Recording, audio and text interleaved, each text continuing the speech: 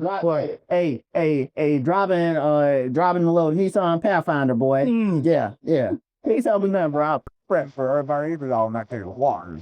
Oh man. I'm gonna help y'all. Hey, girl, you black or it's kind of hot out here. Oh, ooh, got a lot of them like that, bro. Right. Oh, Everybody, I'm bully. I want to help everybody. You know, I'm trying to help people in life and stuff. So, if I get help, then in return, then nothing wrong with that. Which I don't think so. It's like, how we want to roll. I want to roll.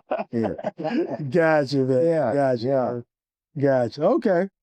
So after this year and a half or so, man, all right, you go back to Kuwait? Yeah. Okay, let's talk a little bit about that. Yeah, I went back to Kuwait and like I said, really coming on my own and stuff like that, really seeing who I am as a person and stuff. I'm learning a lot. I'm growing so much as a person and stuff like that. And life is happening fast and stuff. It's not serious like, okay, you go to work and stuff. When this happened over there at a very high rate, very high fee rate.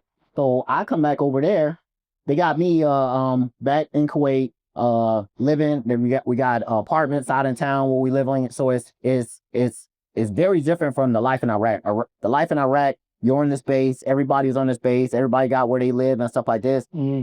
Back in Kuwait, we only work there. We work on base, and after that, we leave base and we go to where we stay. Right. Okay. They had nice, lavish apartments for us and stuff like that. How was those apartments? Oh man, they were nice, man. That's why. You got a maid? Oh, I know Bree told me about the maid. Yeah, we had maid. Every time the maid used to come to my night, she'd be like, Devin, I like coming to clean your old place because your place was always already clean. Yeah. She just barely sweep and then mop up, and then she making some coffee, and they be having the whole little thing in my. I'm like, hey, lady, I'm trying to get some rest. Just keep it down a little bit. Y'all okay that? Yeah. They used to hide out of my pocket. They go away to clean. I see your hand and stuff like that. I'm very meticulous and stuff and all these things I do, but. Leno was great. We had a big old room, king size bed, spacious, night. We shared it right there. We get a flat. We shared a flat, like sometimes it'd be 2 or 3 people. Mine and only had like a 2-person flat. Yeah. So you had a big old living area. It's basically like an apartment. You got a 2-bedroom apartment. Yeah. So I got my room. My roommate got their room and stuff like that. Sometimes you may work the same shift, or sometimes y'all may work different shift. So you basically got the whole place to yourself. Except like that is great off and stuff, and then you're not feeling it like there. Yeah. So it life was good. We looked good, man. He was living good.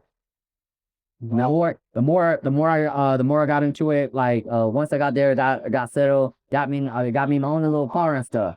I gotta be flat. And it was Pathfinder. Yeah, I gotta have ain't a Pathfinder no more and stuff. Hey man, I got me a little BMW, man. Okay. Oh man, boy, I was rolling, boy. I could man.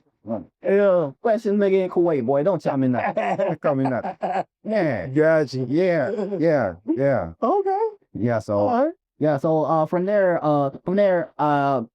was working at the airport, worked at the airport for a little bit. Then they moved me up. Basically, we had some friction and stuff like that. So they moved me up to by the border. So I'm responsible for all the traffic coming in and out of the border, searching the trucks to make sure they're not bringing contraband and stuff like that. I was in charge of that, so I overseen that whole operation. Briefing military higher ups, generals, colonels, briefing our important people like directors and stuff coming from the state. Did all that. You ever found any contraband? Oh yeah, we found. What kind? Mostly alcohol. Mostly that they'll try to smuggle, like you have different drivers trying to smuggle alcohol into the country. Well, once they smuggle the alcohol into the country, they have their little connects. Then it's distributed. They decide. Everybody got the little hutto and stuff. So one time we found 250 bottles of Absolute vodka in one of the trucks. Yeah. So we was on it, man. We was on it. We was on it. It's like the work life was great, but after it's the relationships you form when working on. We was working 12 hours a day, man. 6 days a week. So you get bond with a lot of people. That's where I met Bree and stuff like that. Boy, man, that was my A. Yeah. Right? So that's my ace and stuff. Boy, he was sliding all over Kuwait, man. He was just like that. Always had new that time. Once I met Bree, I had a Dodge Strata. And so it had me, had a little system in it and stuff like that. Had the windows tinted, boy. Been telling me that boy agree with paying on for his life while he fish kailing through traffic circle. I ain't getting no boy. Hey, we in a dry country, but it lit rolling, boy. We ain't got Newport and shit, going to Billy Pounder and shit. Boy, two black successful men making over 6 figures in their mid-20s and stuff. Boy, you couldn't tell us nothing, boy. We ain't doing that thing. Yeah. We're doing that thing. Me and my boy in Benny Honda, just when you can still smoke cigarettes in place. We in the mall, Benny Honda and stuff. Me and him smoking Newports and shit. We just popping our head, man. I'm lit, boy. We illegal as they like, hey, we're gonna have a good time. It was illegal to smoke cigarettes over there? No, it was illegal to be drinking. That's a good drinking. Well, yeah. I know about that. Okay, gotcha. So when you saying lit, gotcha. Yeah. So everybody had their vices and stuff, and there's always ways around stuff and ways to get anything in life. But it's all about the way you do it. Yeah. Stuff. You do yourself. And I heard they really tax on alcohol over there too because of that. Yeah, man. To get a bottle, you spending probably maybe about $150 a bottle. I've heard. Yeah. Get a liter bottle and stuff, and you gotta be careful because sometimes that don't be the real shit in there. So you gotta be hip on your stuff and stuff. I had a little connect at the embassy and stuff with my homeboy. So I used to get bottles for $15, $20 like it's in shakes and shit, boy. And do like, I see. Man, or you get your special packages and stuff like that. You get your special packages. You got people who hook you up and stuff. So Gotcha. Yeah, we have fun in the off turn. I can see, man. Seems like it. Yeah. Gotcha. So any other experiences over in Kuwait? Like I said, living there was great. Working, we develop a lot of relationships with people because y'all work so closely together and stuff like that. So after work, we just day at work, and so we had like 6 flights come in, no issues, and we just killing it. We been saying, hey man, we all amped up. Hey, y'all to go out for? We want to go smoke some hookah? Hell yeah, let's go smoke the hookah. Well, there'd be like 8 of us, on all dudes and stuff. Sometimes some of our females counterparts will come out with us. We get up on the hookah bar. We got a whole section loaded of people and stuff. We get shit up. We ain't even saying much to each other. We like, just relaxing, and we just taking it in where you are, your status in life and stuff.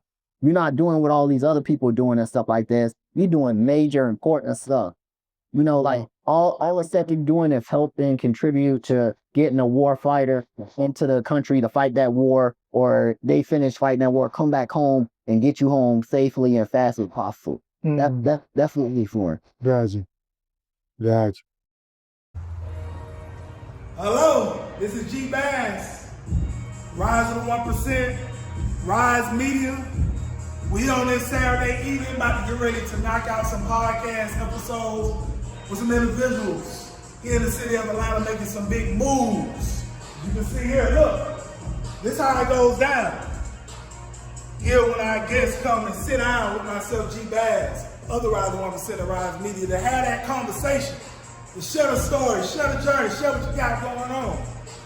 So listen, everybody got a story, everybody got a journey, and then you got some things going on, then you definitely can get with us and see if it'll be a fit to be on the Rise of 1% podcast and actually have that discussion with myself. It's going to be a link to a form for you to fill out. You said www.theriseof1%.com/pod-form. Again, www.theriseof1%.com/pod-form. It's going to be in this video. You can fill that out, and we can see if it'll be a fit for you to come on and have that conversation with myself. If you don't fill out the form, then obviously it's not for you, and that's fine. We're looking for those that's serious. Those that's serious about rising to the top 1% are already in the 1%. That's what we're looking to sit down with myself right here. As you can see, Rise Media, Rise of the 1%. This is how we get down. We have a great time and have a lot of fun doing it. So once again, if you're serious, make sure you fill out the form. We'll look over the form, see if it's a fit. If it's a fit, we'll reach out. If not, we won't reach out. We'll just continue to move forward. But with that said, this is G Bass. See you soon. Have a great one on purpose.